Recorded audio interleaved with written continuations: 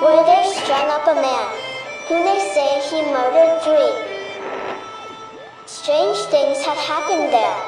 No stranger would it be if we met at midnight in the hanging tree.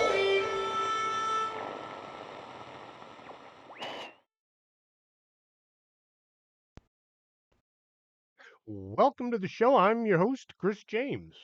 And remember 2 weeks ago I said I had a really bad cold? Well, yesterday I managed to pick up the flu. So I am not at the top of my game. I'm still going to do the show. Hopefully it won't sound too bad. If it does, I'll give you your money back. Coffee. Get some. Organic Man Coffee Trike 4501 McPherson. Consume and enjoy. If you want to order a bag or two, go to organicmancoffeetrike.shop. Vic Hermanson has been trying to hit 100 episodes. He's doing a good job in keeping me entertained and informed.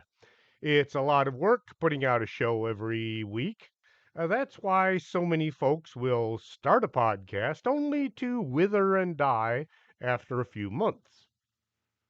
Josh Turner puts out several shows each week. He has a podcast, The Live Stream, his guest show. I know I'm missing something. Once in a while, he has to stop the show and sort out a problem at his business as well. Too much work. Check out Paranormal Roundtable. It's a great show.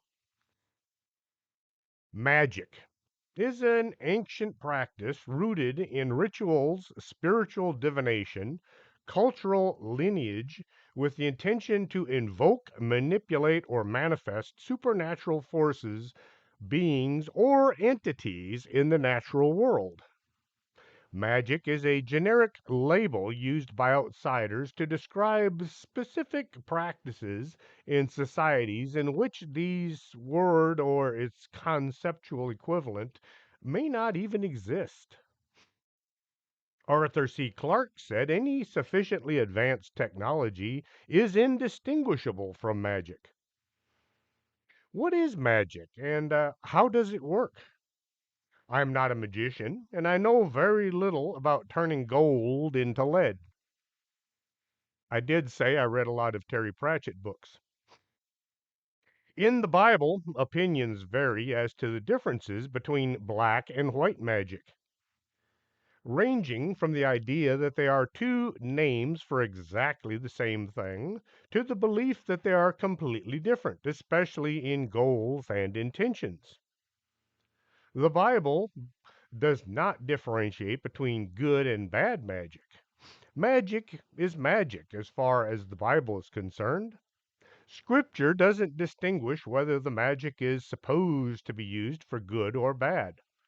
It is forbidden because it appeals to a source of power other than God. My cats keep playing with the computer again.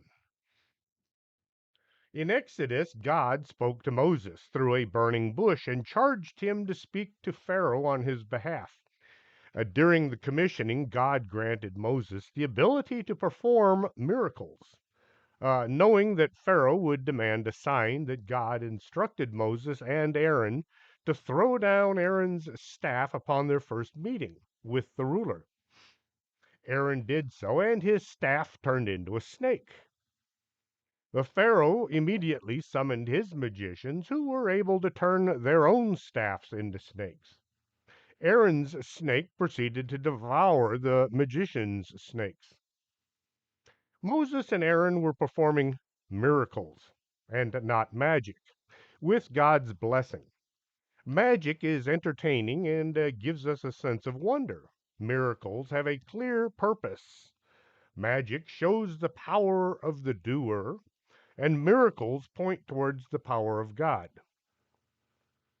I don't exactly I don't know exactly what was written in the original scrolls handed down from God. I don't understand Hebrew, Aramaic, or Greek. Men, some with personal agendas, have translated the writings into English. Many kings told their scribes to put this in that book and take that out.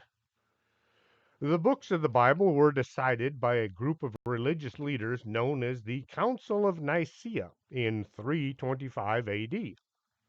These men decided which books should be included in the Bible and which should not. The council ultimately decided a list of 27 books for the New Testament and 39 books for the Old.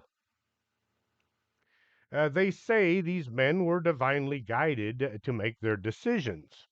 They also say the same thing about the Inquisition. A bunch of books were left out because, well, somebody thought they were not worthy of inclusion. You could say they went against their community standards. The Sword of Moses is the title of an apocryphal Hebrew language book of magic. The largest manuscript of the Sword of Moses begins with a description of the heavenly realms and angels, and soon moves on to describing various prayers, invocations, and ritual procedures that the reader is to perform before he is able to use the sword, a huge list of magical names listed in the text. Let's just leave it there and get on with the show. I am not a biblical scholar. Ancient Egypt had a lot of magicians, all dealing in potions and spells to either help or hinder, depending on what their customers wanted. They favored amulets with symbolism like their hieroglyphic writing. They had all manner of magic spells to bring good health or cause your enemies to perish. In ancient Egypt, if a woman were having difficulty conceiving a child, she might spend an evening in the Bes chamber located within the temple. Bes was the god of childbirth, sexuality, fertility, amongst other things. It was thought an evening in the god's presence would encourage conception. Women would carry Bes amulets, wear Bes tattoos, and in an effort to encourage fertility. Heka was the god of magic and the practice of the art itself. A magician, priest, or priest physician would invoke Heka in a practice of their arts. The priests of the temple understood their functions was to honor and care for their particular deity and ensure a reciprocity between that god and the people. The priests or priestesses would not invoke Heka directly because he was already present in the power of the deities that they served. Heka was the god of medicine as well as magic.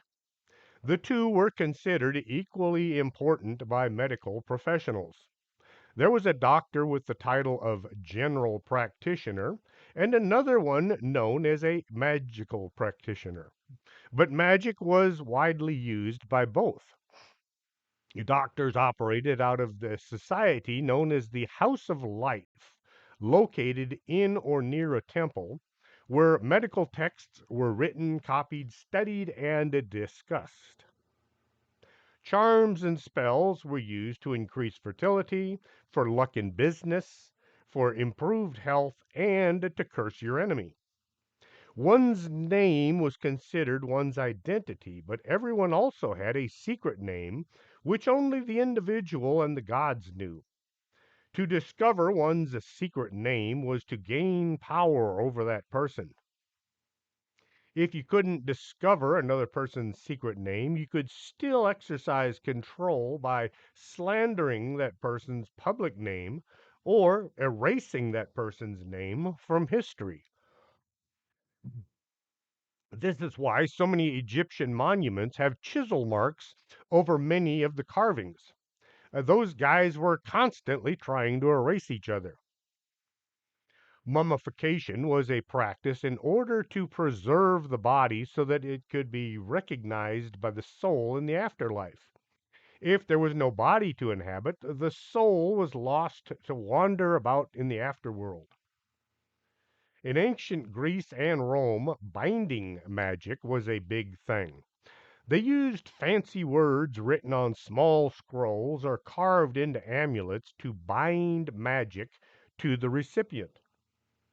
Magic was used to enhance athletes in upcoming games. The local mage, would be employed to bind some magic to the piece of jewelry that was then worn by the person who wished to win the race. An amulet with the god Mercury emblazoned on it might be worn by a runner. The thing is, just about every runner was going to ask Mercury to be on their side, help them outrun all the others in the race. Just having the medallion wasn't enough. You had to offer sacrifices and offerings at Mercury's temple. You had to eat, sleep, breathe Mercury. You had to be his best friend. Some folks thought it might help to place some bad magic on their opponents. Curses were common among the ancients, so this was all just a part of winning the game. Businessmen would also turn to magic to succeed. If an upcoming meeting was about to take place, they might go see a magician and buy a good luck chant, a piece of parchment with magic words written on it. The businessman would read this out loud several times a day. The parchment would be carried around all day and stay close by at night. Since the pocket wasn't invented yet, not until the 1500s, the magic spells were hung around their necks in small bags. With no place to put things like your car keys, everybody had a bag hanging from someplace. Loose change or a lucky rock had to be kept somewhere. People believed these spells would help. Even the sick were subject to magic. Aluus uh, Galenus, oh boy, that's a Greek name. Aelius Galenus, or Claudius Galenus, we call him Galen, was a Roman Greek physician, surgeon, and philosopher. He's considered one of the most accomplished of all medical researchers of his time. Galen influenced the development of various scientific disciplines, including anatomy, physiology, pathology, pharmacology, and neurology. When he was about to perform surgery, Galen would have his slaves pass the medical instruments over an open flame so the gods of the flame could bless them. No one had any idea about sterilization or germs. Galen also separated sick and injured patient. He didn't know why, but the injured would get sick if placed near folks with diseases. Religion and medicine were almost the same thing. Magic would enter the picture as the patient was being treated. Medicine in ancient Rome combined scientific knowledge with supernatural and religious beliefs. Many ancient Roman physicians took dreams into consideration when making diagnoses and determining a treatment because they believed they could be signals from the soul about the humoral imbalance in the body. Roman doctors ascribed to the theory developed in ancient Greece that a person's health and emotions are governed by four internal substances: blood, phlegm, yellow bile, and black bile. Known as humors, they were connected to the four elements: hot, cold, wet, and dry. Galen's ideas lasted up until sometime in the early 1800s. The idea of bloodletting was used to balance the humors. You got too much of that red stuff moving about your body. We'll just remove some. You don't need all that oxygen. Ancient China held many magical beliefs. In 1600 BC, divination, wizards, and alchemists were documented in ancient Chinese writings. Psychics, evil spirits, potions, and spells were a part of daily life. The Chinese zodiac was very popular. Astrologers were sought out to give answers to all kinds of questions as well as advice. When you were born, held power over who you would be.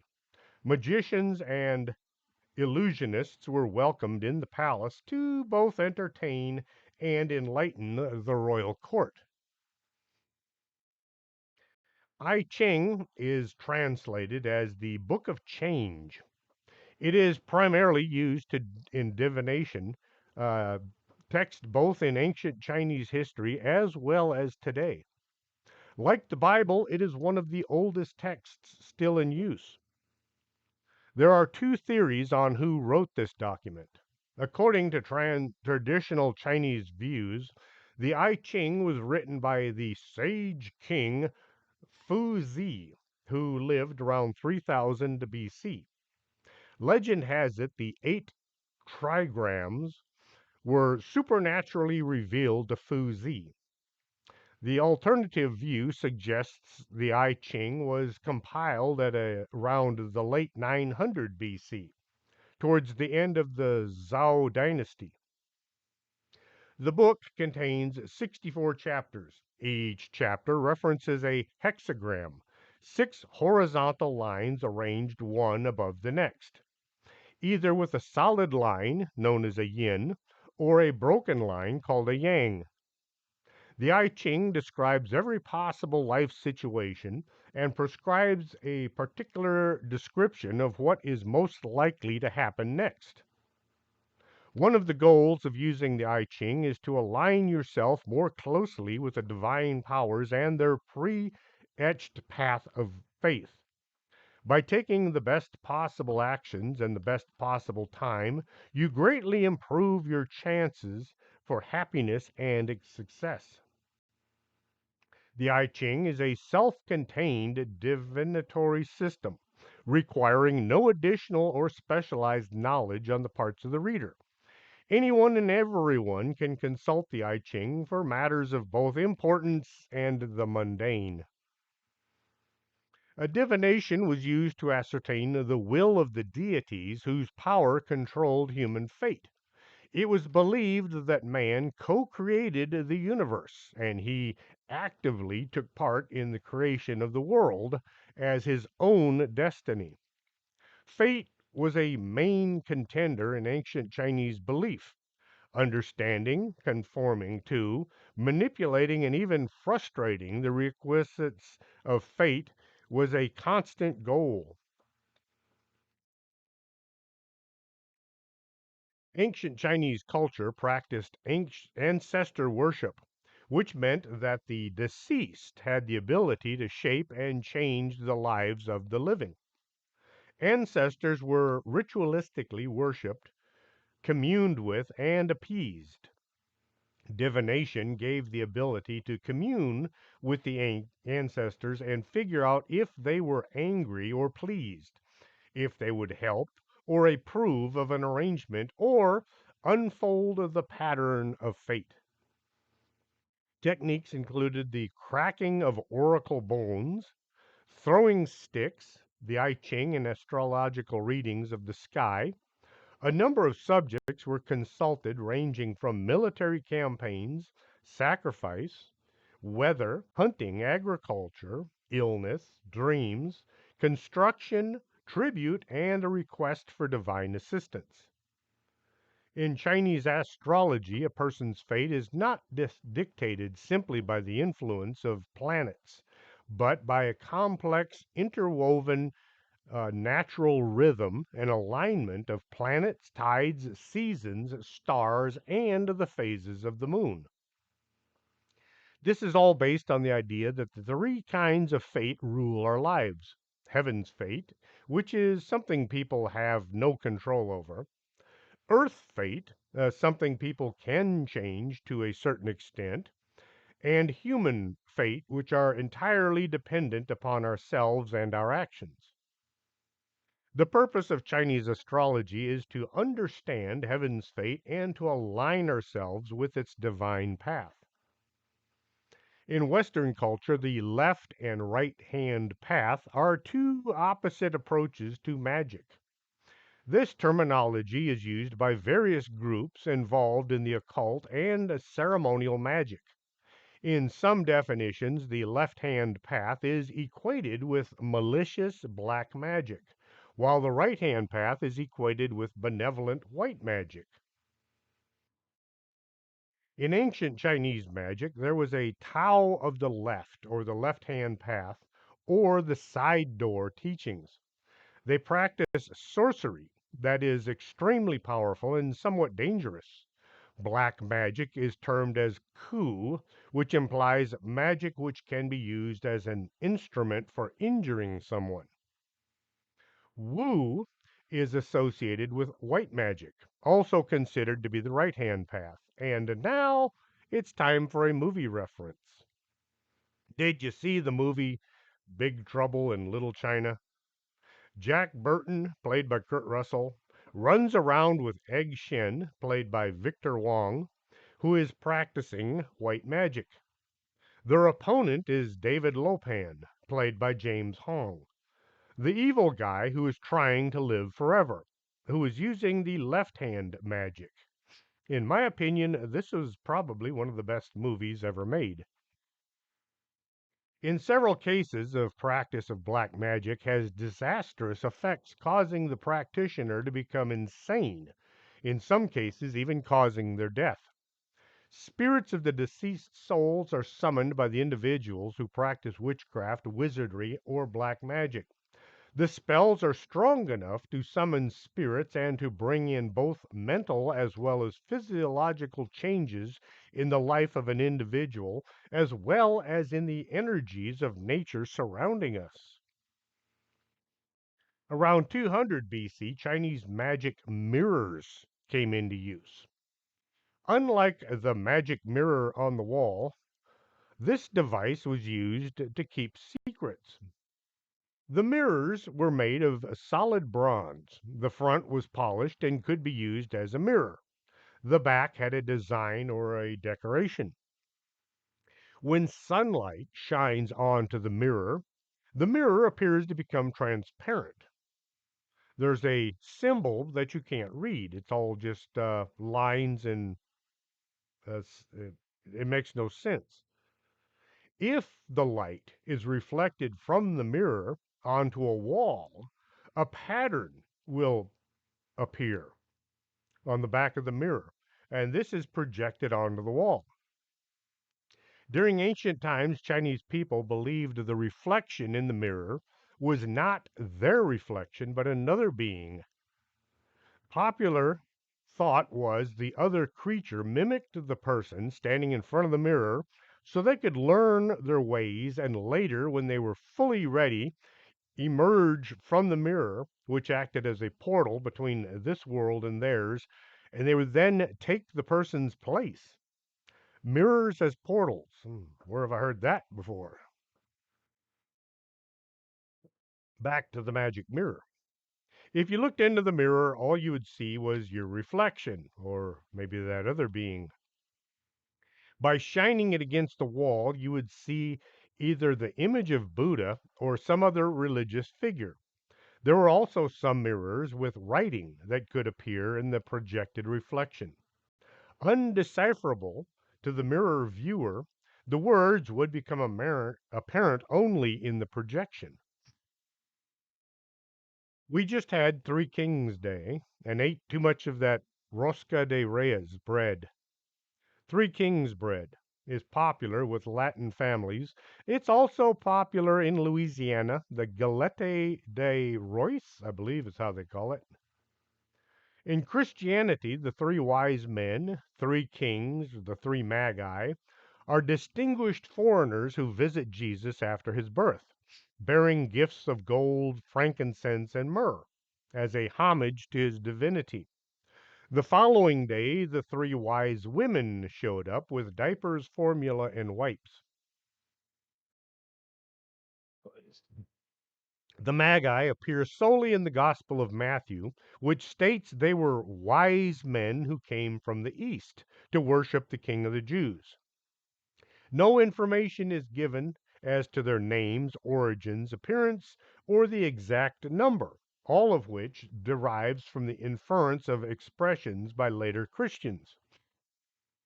Over the centuries, legend has assigned them names: Gaspar or Casper, Melchior, and Balthazar. Balthazar has a Persian sound to it. If these men were scholars from Persia, they would have been familiar with Daniel's prophecies about the Messiah. The identification of the Magi as kings is linked to the Old Testament prophecy that described the Messiah being worshipped by kings. The name Magi is translated as magicians. It is also sometimes astrologers. They use the stars to divine the coming of Christ. Astrologers and magicians are sometimes lumped together as being the same.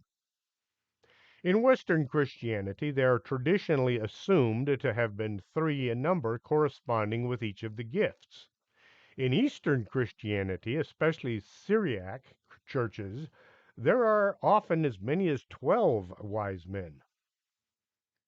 Three men traveling long distances are not going to move alone. Each is going to have his entourage, his support group. Days of travel meant nights in tents and cooking over a fire. Everything had to be transported with them, and this meant a bunch of people.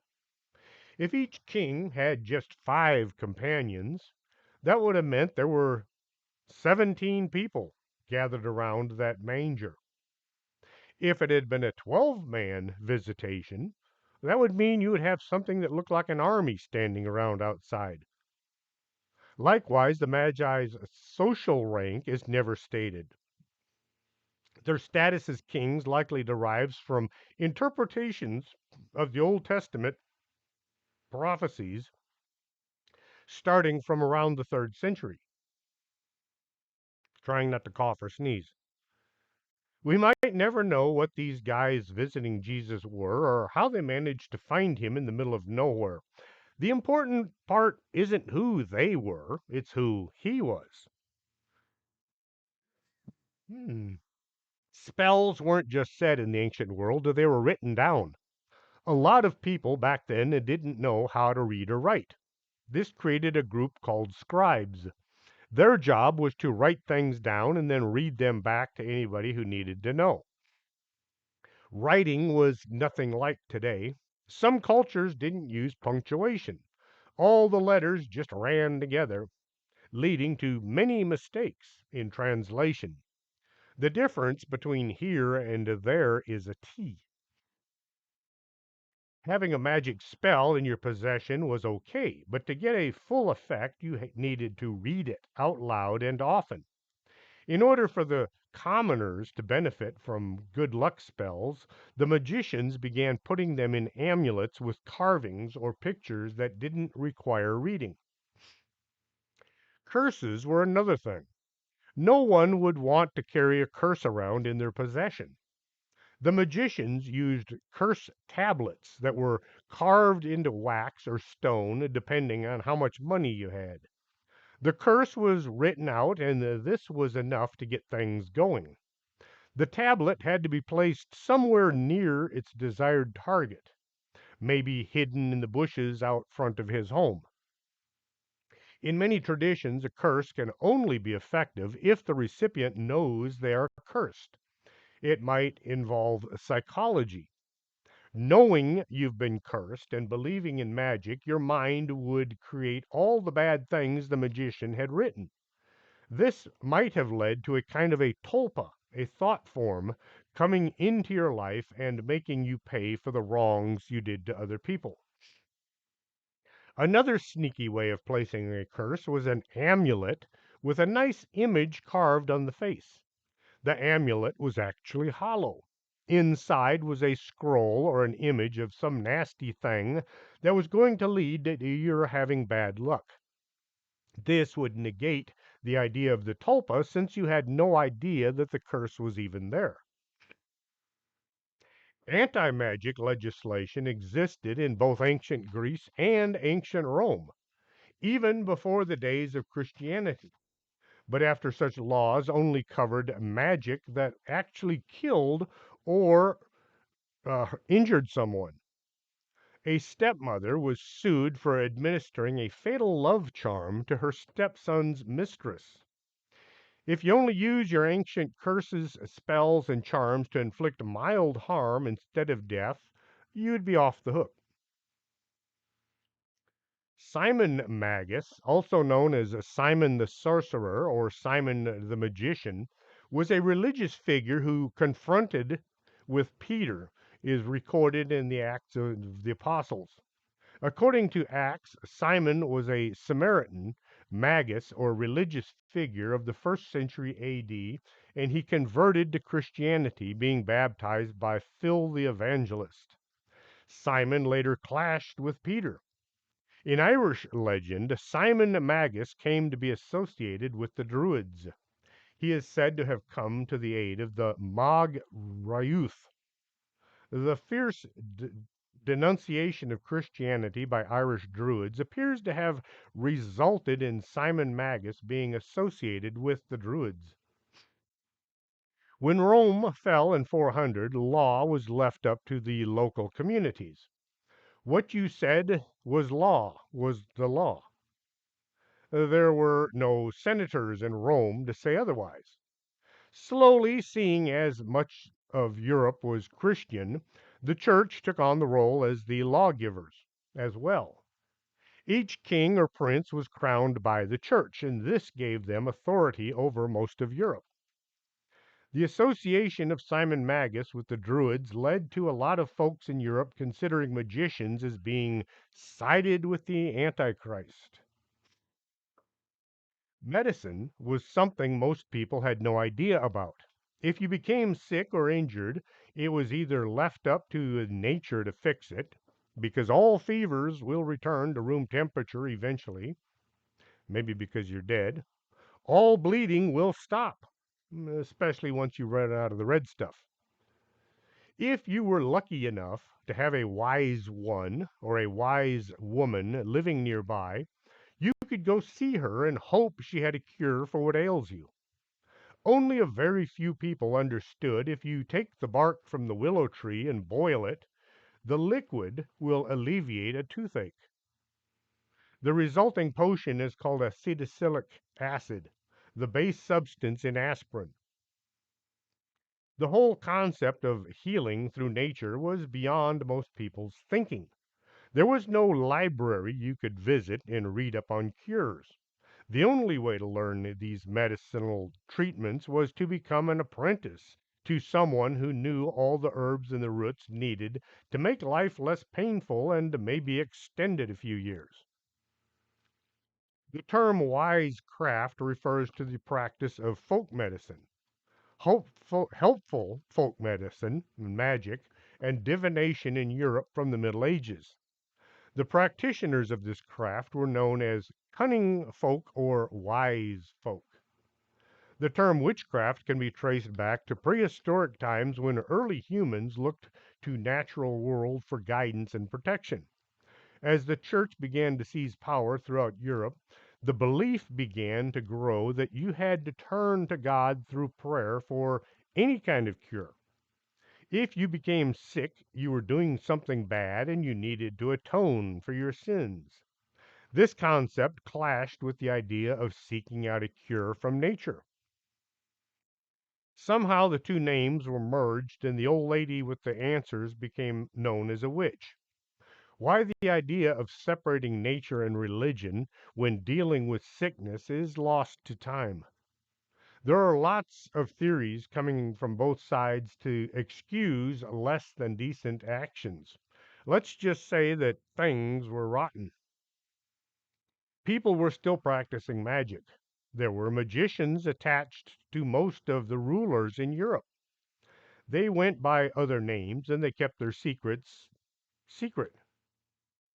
William of Auvernay, yeah, William of Auvernay, a 13th century French priest and bishop, condemned most magic as superstition. He did admit that some works of natural magic should be viewed as a branch of science, as long as the practitioners didn't use this knowledge for evil. They weren't doing anything criminal. Since hardly anyone knew how to read, books on how to cure an illness or how to find a lost item was beyond understanding by most.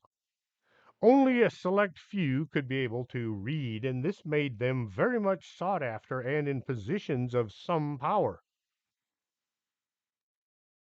The church and natural medicine got along for some time. If you needed something we would consider paranormal today, you went to the person who could read. Usually that was the priest. There's a magic ritual intended to help a farmer find his lost cattle. Practitioners would appeal to the elements or other supernatural sources to help them determine the place of their lost items. During a particularly difficult childbirth, the woman was to go to the cemetery and step over the freshest grave 3 times while reciting a magic incantation. There's a recipe for a drink that protects against malevolent spirits. To make the drink, the individual must trace a prayer on a piece of paper before asking a virgin to wash the paper in running water. The practitioner must then add the paper to a mixture of herbs and consecrated wine. There were detailed charts that told people what days would be the best for various activities. Dreams were also often used to predict the future. So too could the calls of birds, the paths that they flew, and what the sky looked like during a particular time of the day. Even the sound of thunder could provide a warning of what was coming. If the sound came from the east, it was thought to foretell a year with great deal of bloodshed. The church did kind of object to magic practiced by the commoners. Magic and Christianity blended in much more harmonious way in the Middle Ages than you might think. Some magic drew on Christian elements. Practitioners would use religious objects and prayers to influence the course of events.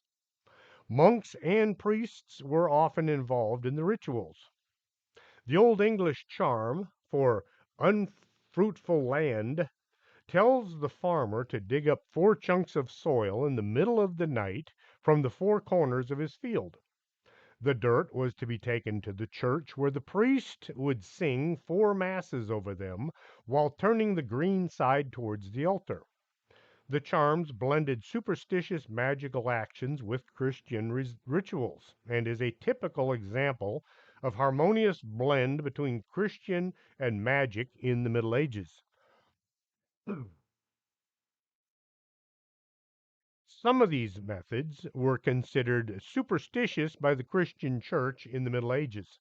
They were never associated with demonic magic until the dawning of the witch hunts. Through the 11th century, the Catholic Church suppressed what they believed to be heresy through a system of ecclesiastical prescriptions or imprisonment. Torture was not used, just time in jail. The death penalty was forbidden. As time moved on, some kings decided it was economically good idea to kill those accused of heresy so they could seize their land.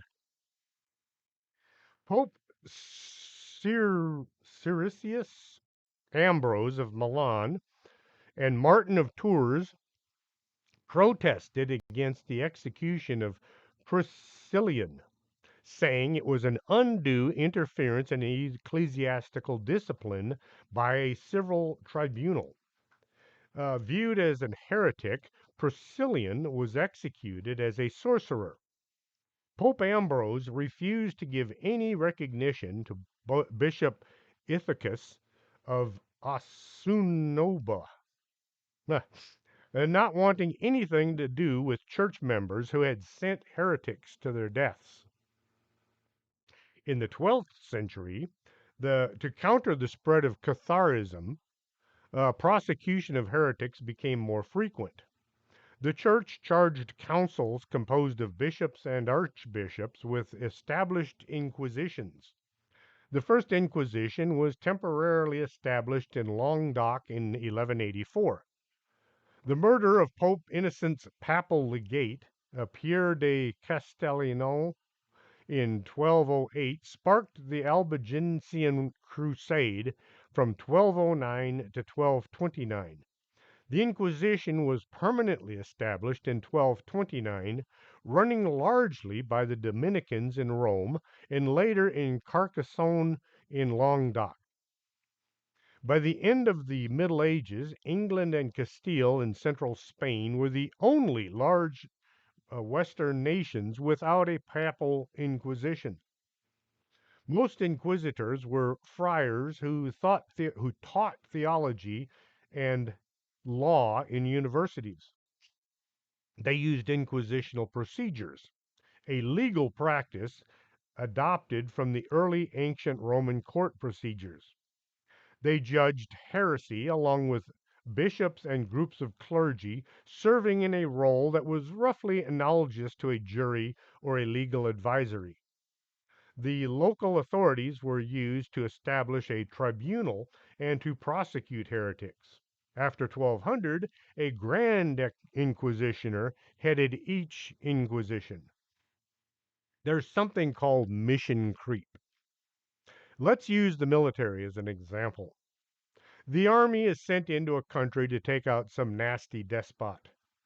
Once done, they linger on to keep the peace and be sure that none of the minions step into the void.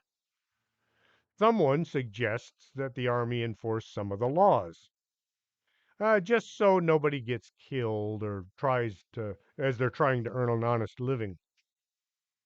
This is followed by the army becoming the police force. They begin enforcing all things from don't murder to stop spitting on the sidewalk. This is not in the Army's job description, it just kind of happens.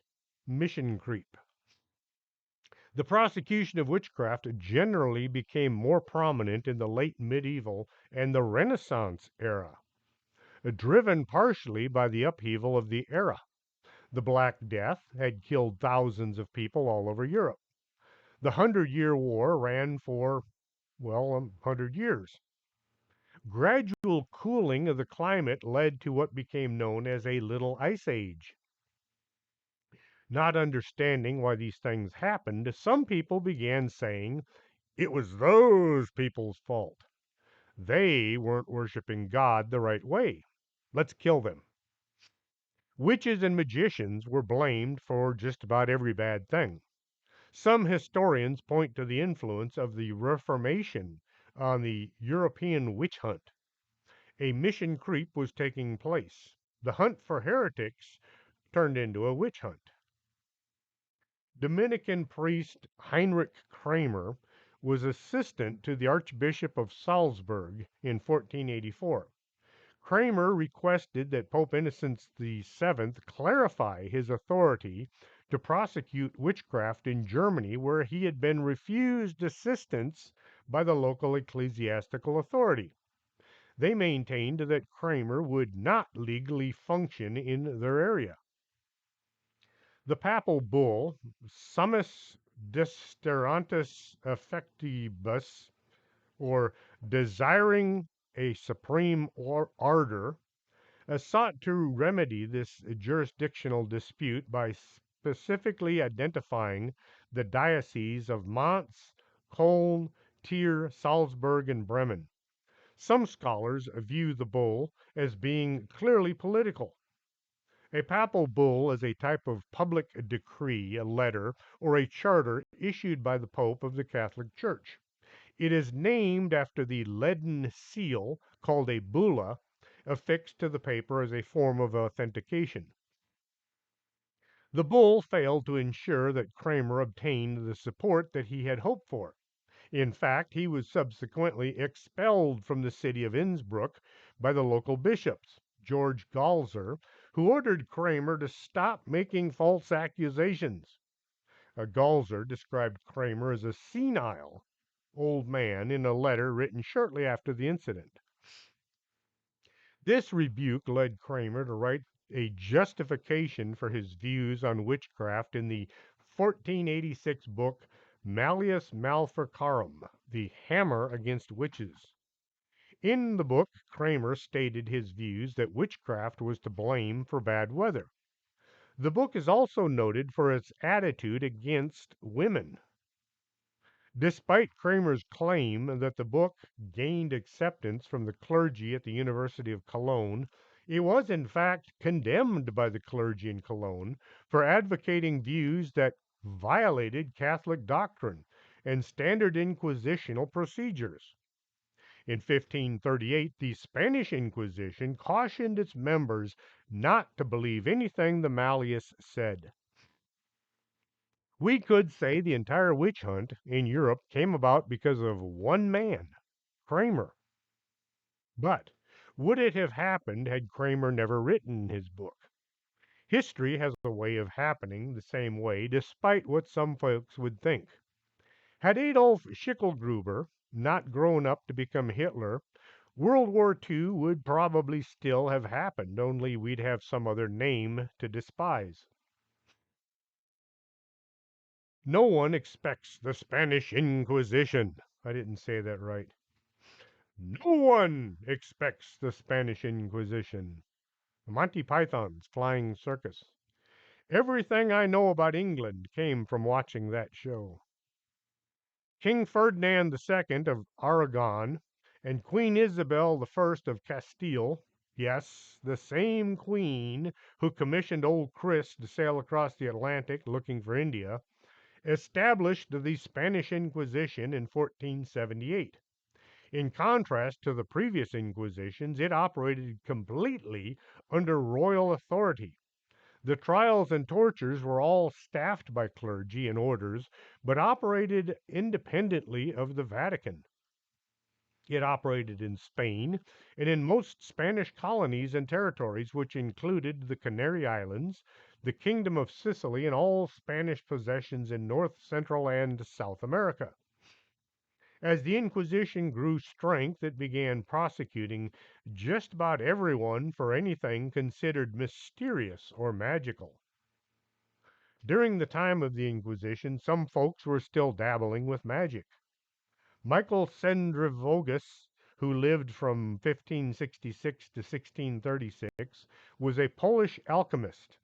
He looked into empirical experimentation in alchemy and made notable contributions to early chemistry. Tommaso Campanella lived from 1568 to 1639, was an Italian philosopher who blended Christianity with mysticism in works like The City of the Sun. He envisioned an idea socially governed by divine principles. Jacob Boehm, 1575 to 1624, was a German mystic who explored the relationship between the divine and the human experience, influencing later mystical movements. Had any of these folks fallen on the wrong side of someone, they might have found themselves being questioned by the Inquisition and possibly winding up in a bonfire.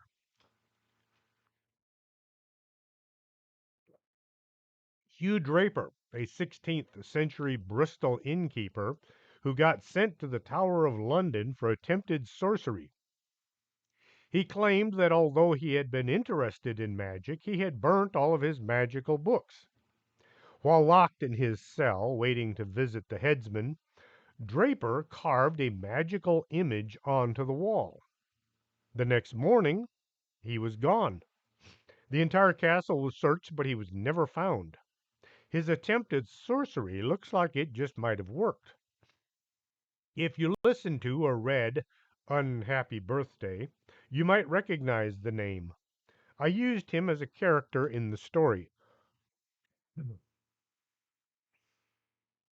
John Baptiste von Helmont was a Flemish chemist who coined the term gas and conducted experiments on plant growth, expanding the understanding of chemistry. Sir Kenelm Digby was known for his diverse interests. He created the sympathetic powder, believing it was a mystical healing properties. Isaac Newton, is famous for his scientific achievements, he also believed, or he also delved into alchemy and collected esoteric manuscripts, revealing his fascination with hidden knowledge. The Inquisition didn't suddenly stop. It took a long time, longer than seems reasonable to grind down. By decree of Napoleon's government in 1797, the Inquisition in Venice was abolished in 1806. In Portugal, in the wake of the liberal revolution of 1820, the General, Extraordinary, and Constitutional Courts of the Portuguese nation abolished the Portuguese Inquisition in 1821. All that Renaissance enlightenment didn't do anything to stop the bloodshed. As science began to become less magical and more intellectual, people began to see the benefits of using some of these mysterious actions in day to day life. Things like not dying from every disease out there and creating new materials and substances. With the rise of the Nazis in Germany, their idea of occult connections to the past and aliens, as well as transdimensional contact, is credited with their sudden rise to power. Some of their upper echelon practiced magic as a means of taking over the world. Himmler was obsessed with collecting magical talismans to enhance his abilities. The folks in England began to use their own magicians to try getting ahead. Aleister Crowley was recruited to work for MI5 to try beating the magicians on the other side of the channel. The U.S. also enlisted the use of magicians, folks who delved into what some call the dark arts. People like Jack Parsons, who was hired to help develop the rocket program for the military. Jet Propulsion Laboratories was founded by Jack Parsons. In the name of winning the war, a lot of bizarre actions took place. People forget that when you dance with the devil, he gets to lead. Once the war was over, society seemed to have taken a sharp decline. Instead of living our lives and enjoying what we had, people began focusing on what they thought they wanted. They needed things that they had never heard of before. The advertisers began bombarding people with consumables nobody had ever needed and then everybody had to have. The Nazis never surrendered. The Germans did. The Nazis did everything they could to avoid having to pay for their crimes, and many in power helped them under the pretense of saving the world from communism. Operation Paperclip brought many war criminals into the U.S. We were told our country needed their minds. Or was this the cost of having put our future in the hands of people who practiced black magic? At what point does magic turn from healing the sick to dominating the world?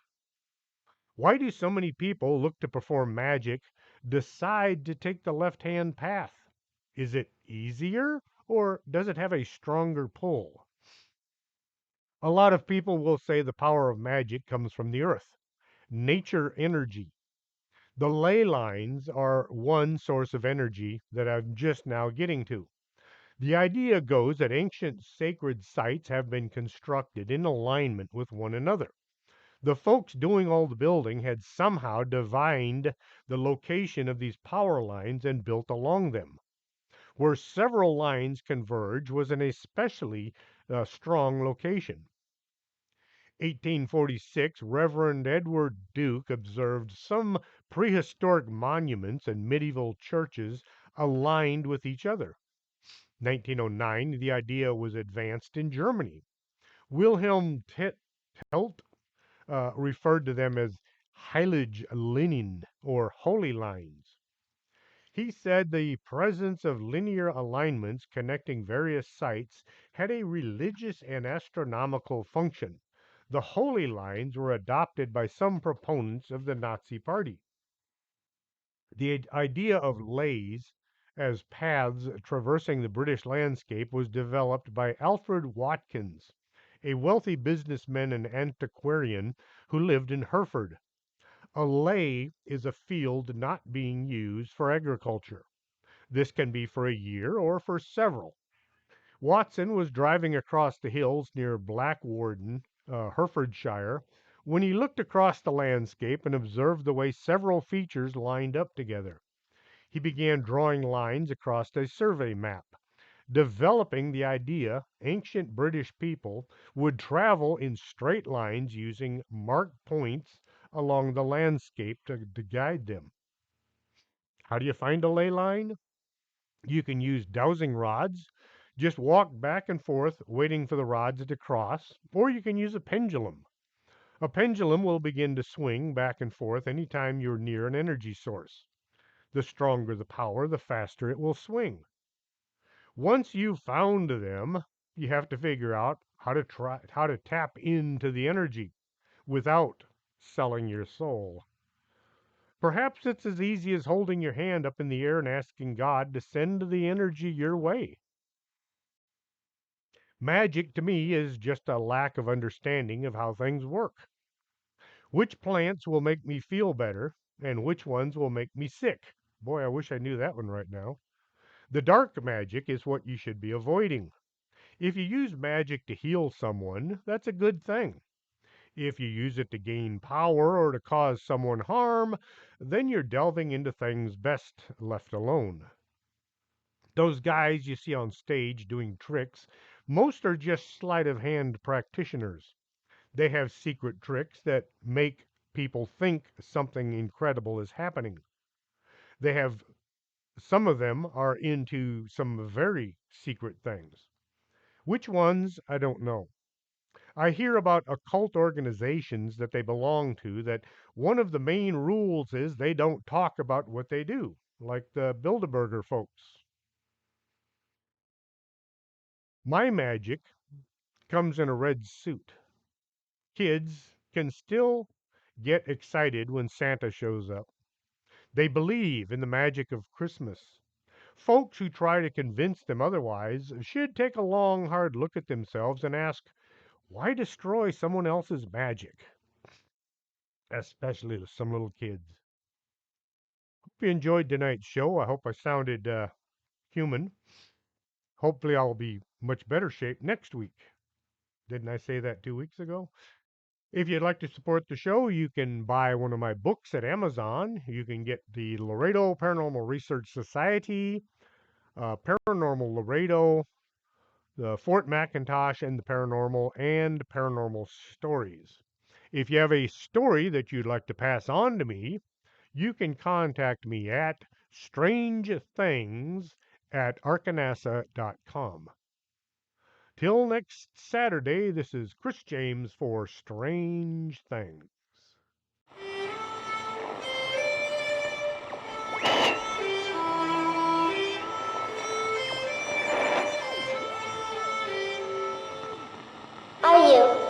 Are you coming to the tree where they strung up a man who they say he murdered 3? Strange things have happened there. No stranger would it be if we met at midnight in the hanging tree.